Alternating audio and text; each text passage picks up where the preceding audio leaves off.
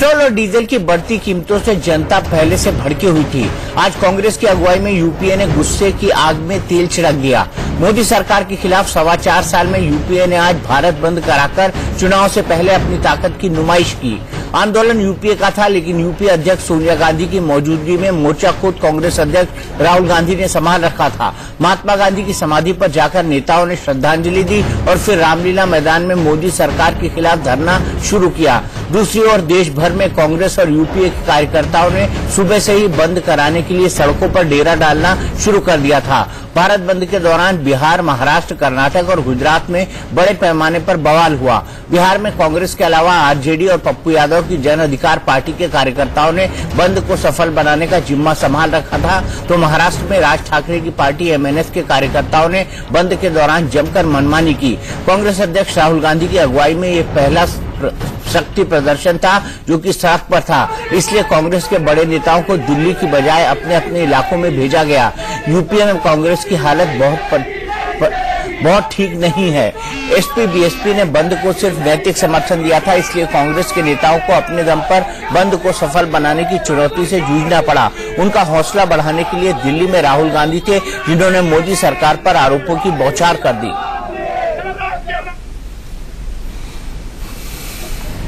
Petrol diesel का दाम, petrol का दाम 80 रुपए से ज्यादा, डीजल का दाम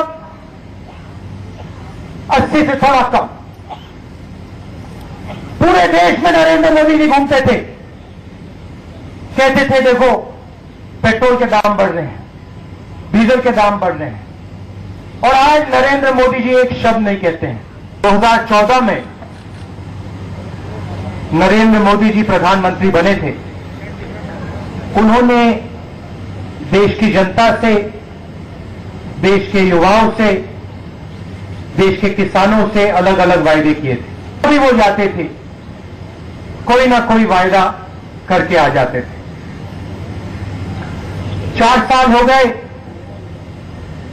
और देश को साफ दिखाई देने लग गया है कि बीजेपी की सरकार ने क्या किया है। मजदूरों को रास्ता नहीं दिख रहा है।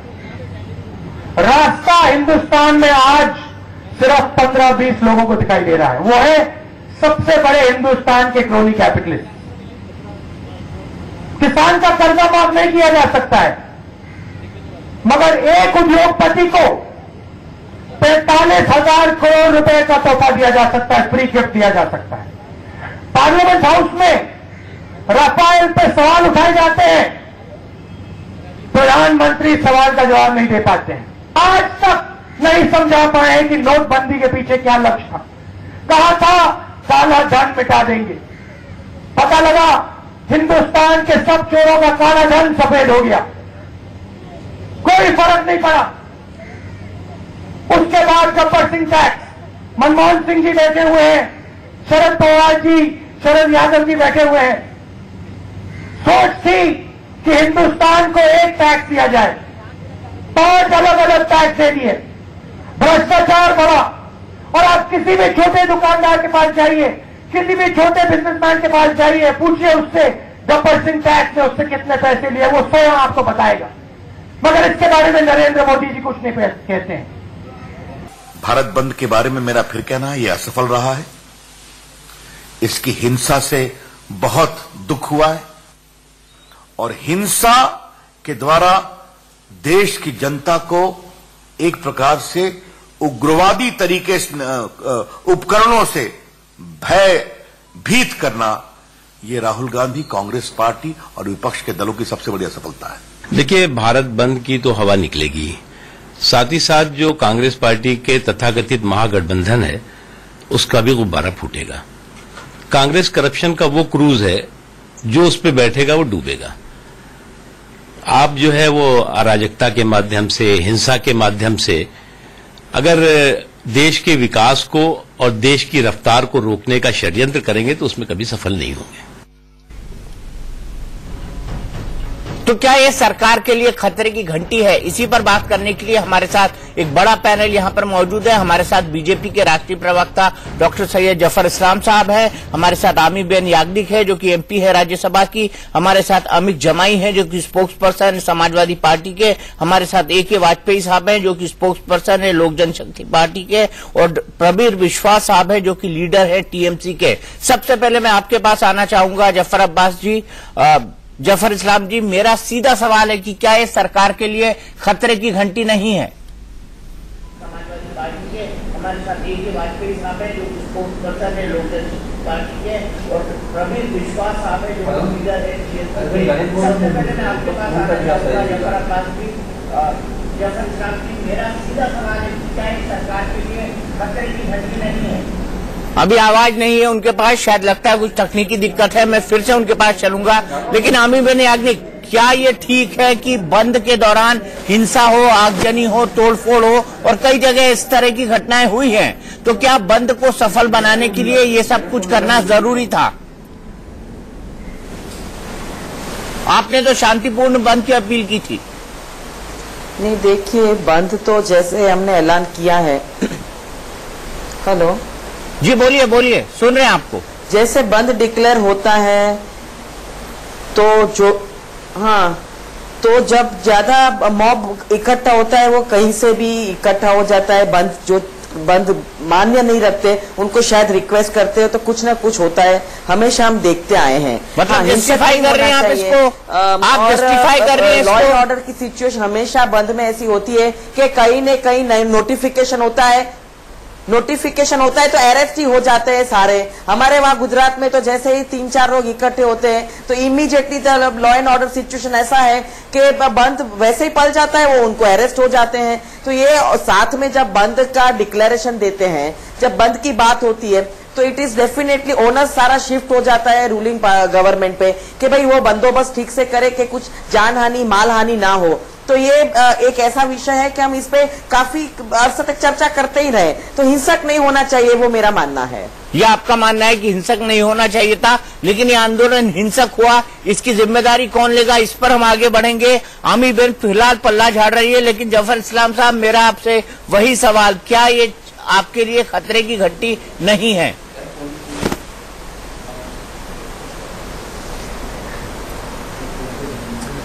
देखिए दीपक जी, खतरे की घंटी कैसे हो सकती है?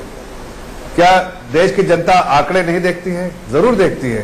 देश की जनता को मालूम है कि 2004 से 2009 के बीच में क्या डीजल और तेल के दाम बढ़े नहीं थे? तो अभी तो सबसे ज्यादा है ना, अब तो इंटरनेशनल मार्केट में कम है, लेकिन अभी सबसे ज्यादा है जफर इस्लाम साहब। और देश की जनता आंकड़े तेल और पेट्रोल के, तेल और डीजल के जो है वो प्राइस सबसे पहले देखती है, आंकड़े बाद में देखती है। आंकड़े से किसी को मतलब नहीं, आम जनता को उसको मतलब है उसकी जेब से कितना रुपया जा रहा है।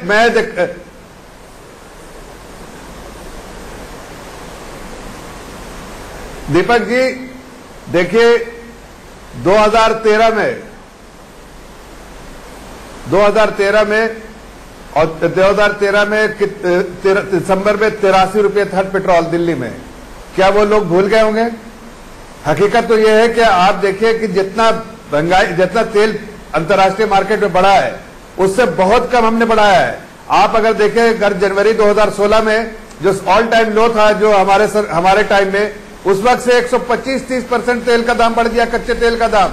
और उस दिन से आप देखिए $30 था, $30 से आज हो गया है $78। और उस वक्त तेल का दाम था 60 रुपया रिटेल शॉप पे दिल्ली में पेट्रोल का दाम, और आज पेट्रोल का दाम 80 रुपया है और कच्चे तेल का दाम जो है 30 से बढ़ के 78 हो गया है। तो आप बताइए 125% बढ़ा वो, और हमने कितना तेल का दाम बढ़ा है? सिर्फ 33%। और अगर देखिए यूपीए और एनडीए के बीच में, तो आप 2004 देखिए, मैं आपको आंकड़े दिखाता हूं। अगर देखिए 21 रुपए लीटर था 2004 में।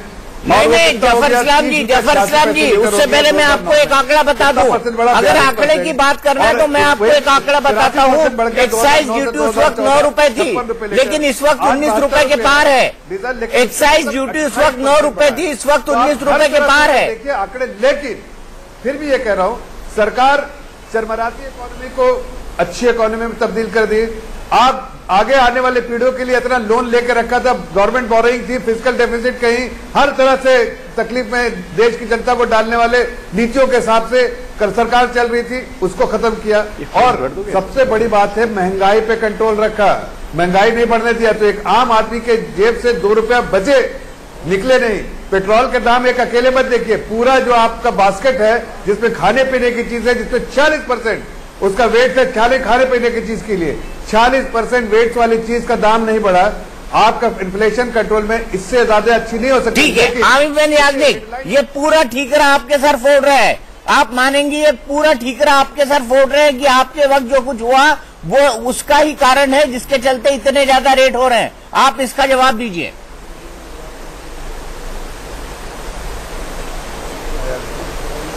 इनके पास कोई जवाब है नहीं, वो सिंपल सा एक जवाब नहीं दे सकते कि भी आज इंटरनेशनल मार्केट में क्रूड ऑयल का दाम इतना नीचे गिरा है, तो आप जो पैसे से प्रजा को लूट रहे हैं वो पैसा 11 लाख करोड़ कहां गया, उसका एक सिंपल जवाब दे। आंकड़े की बातें क्यों करते हैं और बार बार वो पीछे यूपीए सरकार और उससे पहले क्यों बात करते हैं? उनको अपना स्पष्टीकरण नहीं दिख रहा जो प्रजा के लिए, वो क्या सत्ता के लिए आए कि प्रजा के लिए आए? चुन के प्रजा ने उनको चुना है तो उनकी तो बात ही नहीं सुन रहे। वो पता नहीं क्या इनको फिक्सेशन हो गई है कि पिछले जमाने में ये हुआ, पिछले ये किया, अच्छा होता है तो कहते हैं ना हमने किया और कुछ भी जवाब वो देने से इनकार करते हैं। और यही उनकी जो है ना, ये एस्केपिज्म बोलते हैं इसको, उनके पास जवाब नहीं है, ये झूठ और लूट का जवाब नहीं है। सिर्फ ये 11 लाख करोड़ की बात बता दे, वो पैसा कहां गया प्रजा का वो बता दे।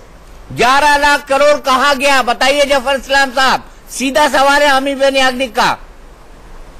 जफर इस्लाम जी से हमारा संपर्क टूटा हुआ है, हम सीधे चलते हैं एसपी के प्रवक्ता अमित जमाई के पास। अमित, सबसे पहले मैं आपसे जानना चाहूंगा कि आप तो न 11 लाख करोड़ की बात करोगे तो नहीं, कनेक्शन कटा हुआ है।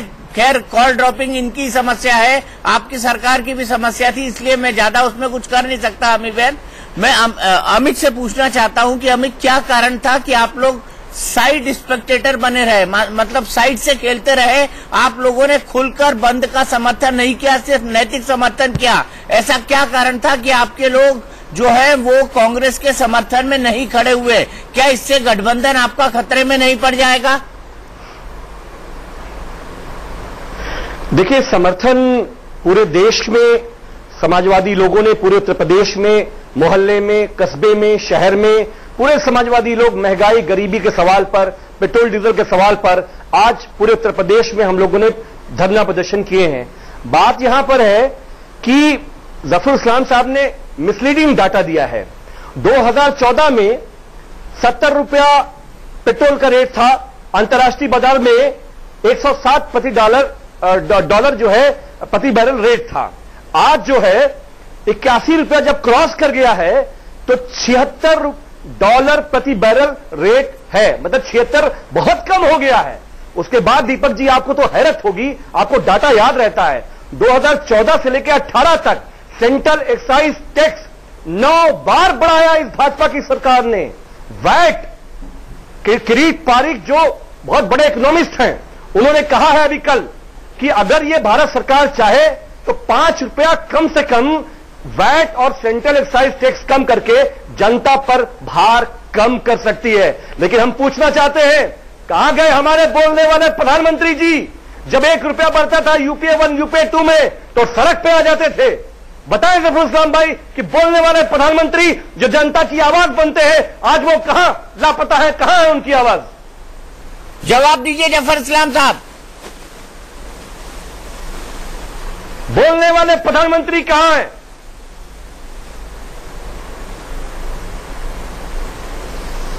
जफर इस्लाम साहब तक फिर आवाज नहीं पहुंच रही है। वाजपेयी जी जवाब दीजिए। आप जो है इस गठबंधन का प्रतिनिधित्व। मैं उसी के जवाब देता हूं। देखिए, ऐसा है, एक बात तय है, इस सरकार की नीयत बड़ी साफ है। प्रधानमंत्री बिल्कुल, अभी बताता हूँ कैसे साफ है। जनता पर बोझ डाल दिया। नहीं साफ है, मतलब ना, बिल्कुल नहीं, बिल्कुल नहीं। 9 रुपए से 19 रुपए, बिल्कुल नहीं। मुझे सिर्फ ये बताइए, मैं सिर्फ उसी का ड्यूटी को कम करने में सरकार को दिक्कत क्या है? हाँ, एक्साइज बहुत अच्छा करने में सरकार को दिक्कत क्या है? दिक्कत सबसे बड़ी ये है कि रविशंकर प्रसाद ने जो प्रेस कॉन्फ्रेंस अभी आज दिन में की, उसमें एक एक चीज बड़ी साफ खोल के कर दिया और ये कहा उन्होंने कि देखिए सरकार गुमराह नहीं कर रही है, सरकार कोई झूठा कमिटमेंट नहीं कर रही है। होता क्या है, साल के प्रारंभ में ही सारी बजटिंग हो जाती है कि भाई इतना पैसा यहां से आएगा, इस मद से आएगा, इतना पैसा हम इस मद में खर्च करेंगे। ये सरकार वेलफेयर स्टेट की तरह काम कर रही है, ये सरकार पावर टू पीयर के स्लोगन के साथ काम कर रही है। इसकी वजह से क्या हुआ कि मैक्सिमम स्कीम जो है, चाहे वो आयुष्मान हेल्थ योजना वाले की बात है। मुझे ये बताइए, क्या एक आम आदमी, एक गरीब आदमी, अरे भैया ये, अरे सुनिए ना, सुनिए भैया, नहीं सुनिए एक आम आदमी पेट्रोल डीजल केरोसिन का इस्तेमाल करता है? बिल्कुल करता है। फिर इसके साथ ये बताइए कि सरकार के पास टैक्स क्यों जनता के अलावा और कोई रास्ता होता नहीं है। और ये सरकार को जिस हालत में इकोनॉमी मिली थी, जिस हालत में ये देश की कमान संभाली थी, उस हालात में 1,80,000 करोड़ के ऑयल बॉन्ड कांग्रेस छोड़ गई थी कि नहीं छोड़ गई थी? उसकी पेमेंट इस सरकार ने की कि नहीं की? देखिए, चीजों को समझना पड़ेगा। देखो, उसमें कोई डिस्प्यूट नहीं है कि पेट्रोल मंगा हुआ है, इसमें भी डिस्प्यूट नहीं है कि इंटरनेशनल मार्केट रेट है, लेकिन इसमें भी डिस्प्यूट नहीं है कि रुपया गिर रहा है, डॉलर बढ़ रहा है। दीपक जी मैं इंटरव्यू करना चाहूंगा। एक सेकंड रुकिए। जगलरी जो इकोनॉमिक्स की है, ये किसने खराब की इस देश की? हम उसको ठीक करने की कोशिश कर रहे हैं और उसी में लगे हुए हैं। हम एक जवाब मैक्सिमम स्कीम जो आरएसएस भाजपा का रथ गरीबों के लिए हम लाए हैं, मिडिल क्लास के लिए हम लाए हैं। एक एग्जांपल देता हूँ, 20 लाख दीपक जी एक सवाल पूछिए जरा, उसको 2.5 लाख सब्सिडी मिलेगी। किसानों को 58,000 सब्सिडी मिलेगी और 2.5 लाख में 20 लाख का घर चले गए। 20 लाख में घर कहाँ मिल रहा है? मुझे बताइए। दिल्ली एनसीआर मुझे ले चलिए। आप 20 लाख में बाकायदा घर खरीद सकते हैं। मैं अभी यहाँ सर्वे करवा देता हूँ। 1000 स्क्वायर फीट का दीपक जी बाकायदा घर खरीद सकते हैं 20 लाख में।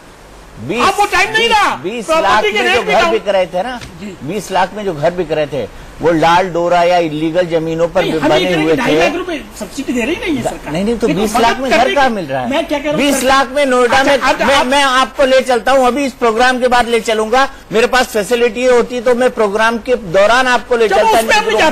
मैं सिर्फ इस बात पे बोल रहा हूँ कि 20 लाख रुपए में कहाँ नोएडा में घर मिल रहा है, मुझे ये बता दीजिए। लेकिन दूसरी बात मैं क्या कह रहा हूँ कि एलपीजी सिलेंडर पे 350 रुपए, 800 रुपए कीमत है। 800 कीमत है। उसमें सब्सिडी जो बैंक अकाउंट में जाती है लोगों के।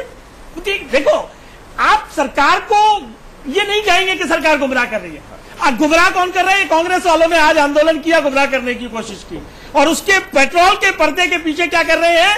अपनी एकता दिखाने की कोशिश कर रहे हैं। चलिए, अपनी एकता को नेता बनवाने की कोशिश कर रहे हैं। अपनी एकता इसी पर बात करने के लिए नवाब मलिक हमारे साथ जुड़े हुए हैं। नवाब मलिक साहब, ये जानना चाहता हूँ, क्या ये पॉलिटिकल पार्टी तमाम, चाहे एसपी हो, चाहे बीएसपी हो, चाहे टीएमसी हो, चाहे टीआरएस हो, चाहे टीडीपी हो, ये राहुल गांधी को नेता मानने को तैयार नहीं, ऐसा दिखाई देता है? इसीलिए उन्होंने खुले तौर पर समर्थन नहीं दिया, मौखिक तौर पर समर्थन दिया और नैतिक तौर पर समर्थन दिया।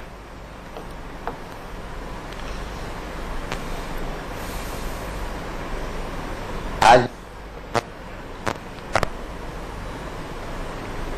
सारे डिस्टर्बेंस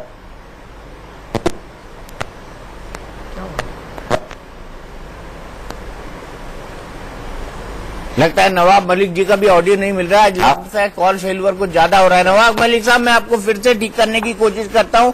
हो सकता है जफर इस्लाम साहब जुड़ गए हमसे या नहीं जुड़े हैं।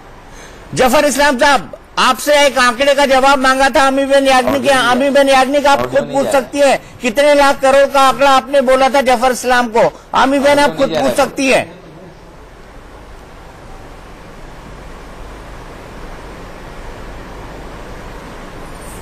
बताइए अमी याग्निक बहन, बताइए क्या सवाल है आपका, पूछ लीजिए।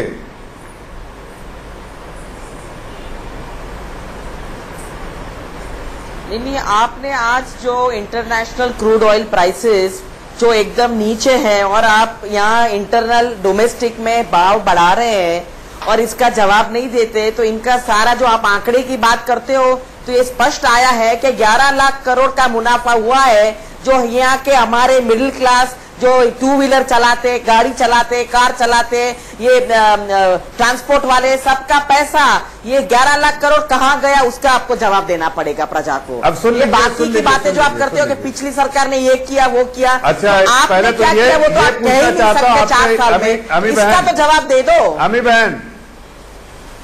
बहन मुझे एक बात का जवाब दे दीजिए, मैं सारे जवाब दूंगा आपको, बस एक जवाब पहले स्टार्ट कर देता हूं आपसे सवाल से कि ये 11 लाख का फिगर कहां से है, आपको पता है? कैसे कैलकुलेट किया, जरा बताएंगे देश की जनता को।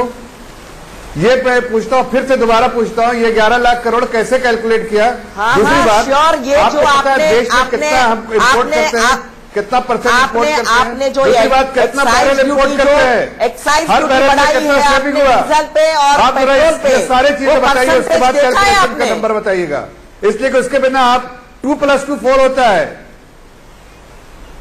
चलिए हम आंकड़े में ना उलझे, हम लीडरशिप की बात पर जाएं। राहुल गांधी की लीडरशिप को क्या सभी लोग मानने को तैयार नहीं है? इसी सवाल को लेकर जाएंगे नवाब मलिक के पास ब्रेक के बाद। लड़ाई है तो आगे बड़ी लड़ाई है, ये खतरे की घंटी है, लेकिन क्या खतरे की घंटी को सत्ताधारी पार्टी समझ रही है? जानने के लिए सीधे चलते हैं जफर इस्लाम साहब के पास। जफर साहब, जनता गुस्से में है, खतरे की घंटी है, ये जानते हुए भी आप एक्साइज ड्यूटी कम क्यों नहीं करते? 19 रुपए की एक्साइज ड्यूटी है, आप उसमें 3-4 रुपए कम क्यों नहीं कर सकते? ये आज तक की सबसे हाईएस्ट एक्साइज ड्यूटी है, इसमें क्या प्रॉब्लम है, ये बता दीजिए।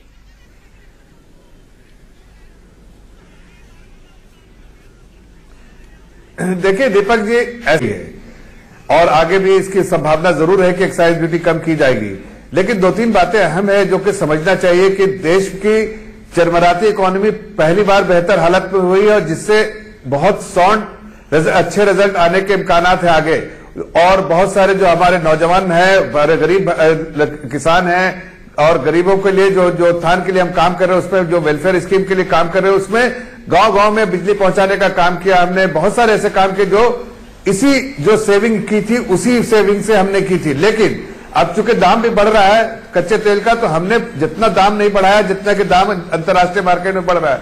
आगे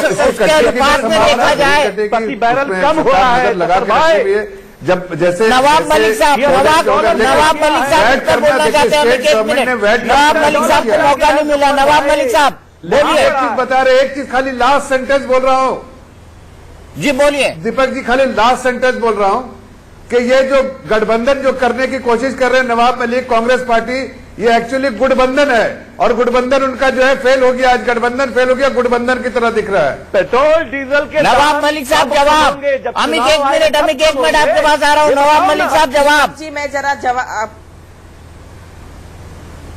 देखिए, गठबंधन गुटबंधन ये अभी आज ये विषय नहीं है। आप समझ लीजिए चौरसिया जी, जिस तरह से गुमराह कर रही है सरकार, वो उसकी सच्चाई जनता तक आनी चाहिए। देश के मंत्री जी ने कहा कि तेल कंपनियां तय करती हैं कि डीजल पेट्रोल के क्या दाम होंगे, और मंत्री जी ने गुमराह करने का काम किया। आप भी सवाल उठा रहे हैं कि 2014 में एक्साइज ड्यूटी 9 रुपए थी, पेट्रोल पे आज 19 रुपए 45 पैसे है, डीजल पे 3 रुपए थी, आज 15 रुपए है। राज्य सरकार अलग अलग ढंग से, महाराष्ट्र में तो शराब की दुकानों पे सुप्रीम कोर्ट के आदेश से दुकानें बंद हुई, उस पर टैक्स लगा दिया, दुकानें खुल गई, फिर भी चालू है। महाराष्ट्र में सूखे का 2 रुपया प्रति लीटर टैक्स था, सूखा खत्म हो गया, फिर भी वो शुरू है। हम तो कहते हैं कि भाई 2014 में जो एक्साइज का दर था वो आप तय कर लें, जो उस वक्त लोगों से वसूला जा रहा था आप वसूलें। तो 5 रुपए क्या सीधे आज 2014 की कर को लागू किया जाएगा तो 18 से 20 रुपए की राहत देश की जनता को दी जा सकती है। 11 लाख करोड़ कहां से गए, कैसे आपने आंकड़ा निकला? आंकड़ा जो कंजम्पशन पेट्रोल डीजल का देश में होता है, उसके बाद आपने जो डिफरेंस के 10-12 रुपए एक्साइज ड्यूटी ज्यादा लूटी है, उससे 11-11.5 लाख का ये आंकड़ा आ रहा है। आप बोलते हैं अर्थव्यवस्था चरमरा गई, आपने नोटबंदी की, कारोबार ठप हो गया, एक्सपोर्ट कम हो गया, आपका इंपोर्ट बिल बढ़ रहा है, सोने के इंपोर्ट पे आपने एक्साइज कम कर दी है, आप लगातार अपने पूंजीपति साथियों को फायदा पहुंचाने का काम कर रहे हैं, तो इकोनॉमी का लोगों की लूट करके इकोनॉमी संभलती नहीं। इकोनॉमी संभालने के लिए इकोनॉमिस्ट लगता है, और कुछ लोग ऐसे बैठे हैं जिन्हें पता ही नहीं इकोनॉमी क्या होती है। मोदी जी वही चिल्ला रहे थे डॉलर क्यों गिर रहा है, देश की आबरू जा रही, तो आज 72 पार हो गया। हमें लगता है कि कहीं ना कहीं सरकार की नीयत साफ नहीं है। 2014 की एक्साइज ड्यूटी वसूलो, आज 15 से 20 रुपए की राहत देश की जनता को मिल सकती है। आज आप लाचार दिख रहे हैं जफर इस्लाम साहब, आज आप लाचार दिख रहे हैं, लेकिन यही सरकार थी जब मई में दाम बढ़ रहे थे तो आपने कहा था एक दीर्घकालीन समाधान ढूंढने की जरूरत है, लेकिन आज आपने हाथ खड़े कर दिए। आपने कहा कि नहीं हम कुछ नहीं कर सकते। आज कम से कम सरकार का टोन और टेनर तो यही है, हम कुछ नहीं कर सकते। खाली राजस्थान चूंकि पोल होने वाले, इलेक्शन होने वाले, वहाँ 4% वैट कम कर दिया गया है, वो भी उठ के मुंह में गिर रहा है। आपने शायद आप भूल गए, हमारे राष्ट्रीय अध्यक्ष जी ने कहा है, नहीं आप दीपक जी भूल गए, ऐसा बिल्कुल सरकार ऐसा स्टैंड नहीं ले रही जैसा आप बता रहे हैं। सरकार ने और खासकर हमारे राष्ट्रीय अध्यक्ष जी ने बहुत साफ लफ्जों में कहा था कि बढ़ती हुई तेल की कीमत को देखते हुए और इस तरह की जो वोलेटिलिटी है, ऊपर नीचे होती रहती है प्राइस, उसको देखते हुए एक आम खरीदार को, एक आम आदमी जो रिटेल शॉप से, रिटेल पेट्रोल स्टेशन से खरीदता है पेट्रोल और डीजल, उसको तकलीफ ना हो, उसको ध्यान रखते हुए सरकार जो है लॉन्ग टर्म सॉल्यूशन लेके आने वाली है, उस पे उस दिशा में काम कर रही है ताकि चरमराती इकोनॉमी को, जो अब बेहतर इकोनॉमी बनाई गई है, पूरी दुनिया मानती है, उसको उस पे कोई आंच ना होते हुए एक 3 महीने से ज्यादा वक्त हो गया है, लॉन्ग टर्म सॉल्यूशन कहाँ है जफर इस्लाम साहब? 3 महीने से ज्यादा का वक्त हो गया है, लॉन्ग टर्म सॉल्यूशन कहाँ है? मैं सिर्फ ये जानना चाहता हूँ, 3 महीने से ज्यादा का वक्त हो गया है, लॉन्ग टर्म सॉल्यूशन कहाँ है? दीपक जी, मैं तो सिर्फ नवाब मलिक साहब को इतना कहेंगे कि कुआं के मेंढक की तरह सिर्फ इस अपने कुआं को मत देखिए। मेरे सवाल का जवाब दीजिए आप, मेरे सवाल का जवाब दीजिए। नवाब मलिक क्या कह रहे हैं मैं वो नहीं पूछ रहा हूँ, मैं ये कह रहा हूँ कि 3 महीने पूरे हो चुके हैं, लॉन्ग टर्म सॉल्यूशन कहाँ है? मैं सिर्फ इतना जानना चाहता हूँ आपसे। देखिए दीपक जी, देश की इकोनॉमी, अर्थव्यवस्था को अगर आप अच्छी कर रहे हैं, उसका ध्यान करते हुए अगर कोई ऐसी चीज बना रहे हैं जिसमें कि सारा सॉल्यूशन लॉन्ग टर्म हो, बार बार इसकी दिक्कत, तो थोड़ा समय देना पड़ेगा। आप इस तरह से नहीं कर रहे जैसे कांग्रेस के टाइम में। आप देखिए इन्फ्लेशन कहाँ, फिस्कल डेफिसिट कहाँ, आप प्राइमरी डेफिसिट कहाँ, आप करंट अकाउंट डेफिसिट कहाँ, ये सब जरा देखते हुए अगर कहते हैं कि थोड़ा सा अगर अपने बाहर देखना शुरू कीजिए तो समझ में आएगा। देश है, पार्टी से बढ़ के जरा सोचिए, ऊपर उठ के। नवाब मलिक साहब जरा अर्थव्यवस्था को देखिए और सोचिए कि ये देश के लिए काम कर रहे हैं। अरे प्राइमरी डिफिसिट ऑलमोस्ट 0 हो गया, -0.1। अमित ये बताइए, ठीक है जफर भाई 1 मिनट, जफर भाई अमित के पास जाता हूँ। अमित मुझे ये बताइए कि देश के लिए अच्छा काम हो रहा है तो आपको दिक्कत क्या है? जफर इस्लाम साहब का सीधा सवाल है कि अगर लोगों को थोड़ी तकलीफ भी हो रही है और देश के लिए अच्छा काम हो रहा है तो दिक्कत कहाँ है? देखिए, मैं जफर भाई की समस्या समझता हूं। जो ये कह रहे हैं लॉन्ग टर्म सॉल्यूशन डिस्कस हुआ है, कल इनका जो भाजपा का राष्ट्रीय कार्यकारिणी हुई है, जरा उसका दस्तावेज चेक करिए। गरीबी, महंगाई, डीजल, पेट्रोल का चर्चा ही नहीं हुआ वहां पर।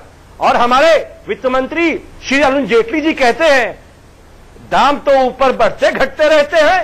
अरे भैया ये बताओ कि 58,000 करोड़ रुपए किसानों के कॉर्पोरेट पावर को बांट दिए गए, 516 खाते में 58,000 करोड़ रुपए चला गया। अगर आप ये समझते हो कि वेलफेयर स्टेट है, गरीब लोग हैं, किसान लोग हैं, उनको आपको आराम देना है, तो वो पैसा आप जनता को राहत दे सकते थे। आज भी आप एक्साइज टैक्स कम कर सकते हो, वैट कम कर सकते हो, लेकिन जहां चुनाव है वहां करोगे। वैसे कहोगे कि पूरे भारत में भगवा लहरा गया, क्या भारत के लोग आपके लोग नहीं है? कहा गया? जब तक वो आप उनसे हिंदू मुस्लिम करा रहे थे, देश को बांट रहे थे, जनता बड़ी अच्छी लग रही थी। मलिक साहब जफर भाई जवाब दीजिए। अमित खत्म करिए, अमित आपकी बात स्टॉप करिए यहीं पे। जफर भाई जवाब, फिर मुझे अमित बहन और नवाब मलिक जी के बात करना है। जफर भाई जवाब क्या है? देखिए, अमित जी को कह रहे हैं कि अभी एक ऐसी पार्टी में गए हैं जिनकी क्रेडेंशियल्स और क्रेडिबिलिटी पूरी दुनिया जानती है उस पार्टी की, जिन्होंने सिर्फ अपने लिए काम किया, देश के लिए और प्रदेश के लोगों के लिए कुछ काम नहीं किया है। उस पार्टी के स्पोक्स पर्सन होते हुए नाते जरा अपनी गरिमा में झांकिए, फिर बात कीजिएगा। दूसरी बात, आप जो कह रहे हैं कि अगर गांव-गांव में जाके देखिए सड़क, पानी, बिजली का प्रधानमंत्री जो है समाजवादियों नारा बहुत दिन से चल रहा था, गरीबी हटाओ, बहुत नारा चल रहा था, 5 करोड़ लोग गरीबी से उठे हैं, गरीबी रेखा से ऊपर। और ये जो नारा था बिजली, सड़क, पानी, वो आज हम दे पाए, घर घर तक बिजली पहुंचा पाए, रोड पर सड़कें बनवाई है। इसीलिए आप देखिए ट्रैक्टर से, मोटरसाइकिल से, कार से, समाजवादियों का जो विकास किया हर चीज ज्यादा बढ़ गया है। इसलिए सामाजिक न्याय में लोगों के पास सड़कें हैं चलाने के लिए। आपके पास मेरे ख्याल से आप दोनों एक दूसरे पर बोल रहे हैं, कृपया न बोले, कृपया एक दूसरे पर न बोले। अमित आपको एहसास होगा कि अमित एक दूसरे पर न बोले। मंत्री की लोकप्रियता क्यों बढ़ रही है? इसलिए कि गांव के लोगों के लिए काम कर रहे हैं, गरीबों के लिए काम कर रहे हैं, और परिवार के लिए नहीं, जैसे आपके समाजवादी परिवार ने सब प्रदेश को लूट लिया। चले फिर आप रिटोरिक में चले गए। मैं रिटोरिक में नहीं जाना चाहता, मुद्दे की बात करना चाहता हूँ। अमीबेन याग्निक, आपसे मेरा सीधा सवाल, क्या राहुल गांधी की लीडरशिप को सभी अपोजिशन पार्टी ने मानने से इनकार कर दिया? क्योंकि टीएमसी आपके साथ नहीं, टीडीपी आपके साथ नहीं, टीआरएस आपके साथ नहीं, समाजवादी पार्टी खुलकर आपके साथ नहीं। 1 मिनट जफर भाई, 1 मिनट, एक सवाल अमीबेन के लिए है। अमीबेन मुझे बताइए, क्या राहुल गांधी की लीडरशिप को नॉन यूपीए पार्टी ने मानने से इनकार कर दिया?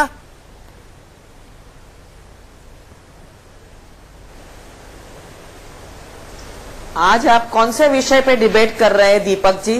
नहीं, मैं महंगाई पे कर रहा हूं, लेकिन भारत सारी का कॉल किस पार्टी को मिलकर देना था। पेट्रोल डीजल के दाम के अगेंस्ट में साथ में आई थी।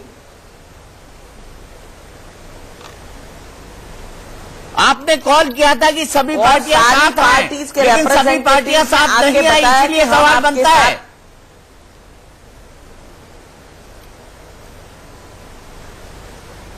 इक्कीस पार्टी आई है, 21 पार्टी कोई कम पार्टियां नहीं होती है, वो प्रजा के साथ है और प्रजा का दर्द समझ के साथ में आई है। आज राहुल जी का लीडरशिप इसने एक्सेप्ट नहीं किया, उसने एक्सेप्ट नहीं किया, तो ये आज विषय ही नहीं है। और अगर बीजेपी को गठबंधन शब्द यूज कर रहा है, पार्टीज अगर साथ में एक पोडियम पे आती है, तो उनको तकलीफ क्या है? उनको तो ये बताना है कि 400 क्या है, क्यों इतने डरते हैं, क्यों इतना चिंतित होते हैं पार्टियां मिलती है तो। और राहुल गांधी की लीडरशिप एक्सेप्ट करते हैं कि नहीं करते हैं, बीजेपी को क्या फर्क पड़ता है? बीजेपी को क्या तकलीफ है? वो अपना काम करके बताए कि भी हमने जो वोट आपसे बटेरे थे 2014 में, जो वादे किए थे, वो वादे में तो हम अंदर अंदर हंस रहे हैं कि कैसे हमने प्रजा को ये सब सपने बेच डाले और कुछ किया नहीं। वो बातें बताए, दूसरी पार्टी की बातें क्यों बताते हैं वो?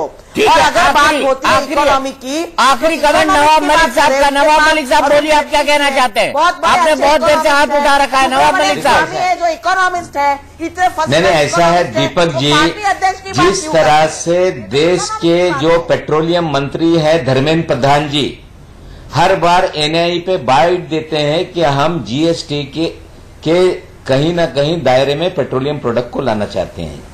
6 महीने से ये बयान उनका आता है, वित्त मंत्री का आता है। हम पूछना चाहते हैं कि जीएसटी काउंसिल में आपका बहुमत है, आप दावा करते हैं देश के कई राज्यों में हमारी सरकारें हैं, एक दिन में तय करेंगे, एक दिन में हो जाएगा, लेकिन लोगों को झुंझुना बजा के गुमराह करना, देश की जनता को लूटना, हमें लगता है सूट बूट की लूट की सरकार ये ज्यादा दिन नहीं रहेगी। और जनता का गुस्सा अगर ये नहीं समझ पा रहे हैं तो निश्चित रूप से आने वाले दिनों में इनके समझ में आएगा। चलिए वाजपेयी साहब, देखिए क्या सरकारें देश की जनता को लूटा करती हैं?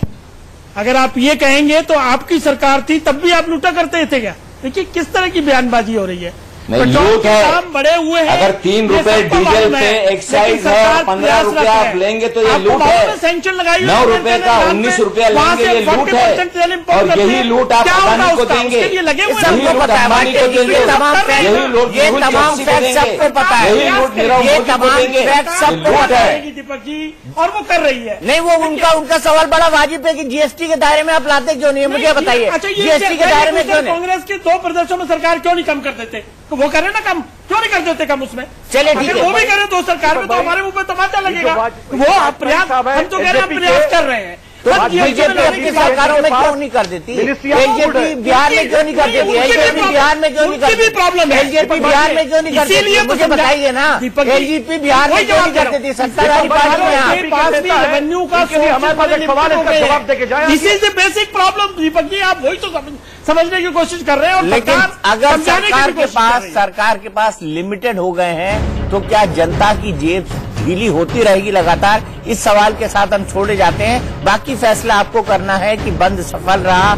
या असफल रहा, या फिर राहुल गांधी की लीडरशिप को एक्सेप्ट किया या नहीं किया। लेकिन जो जनता का दर्द है वो बाकी है, और जनता के दर्द पर फिलहाल मरहम लगाता हुआ सरकार नहीं दिख रही। हमारी इस महाबहस में आज के लिए इतना ही, लेकिन इंडिया न्यूज पर खबरों का सिलसिला लगातार जारी है।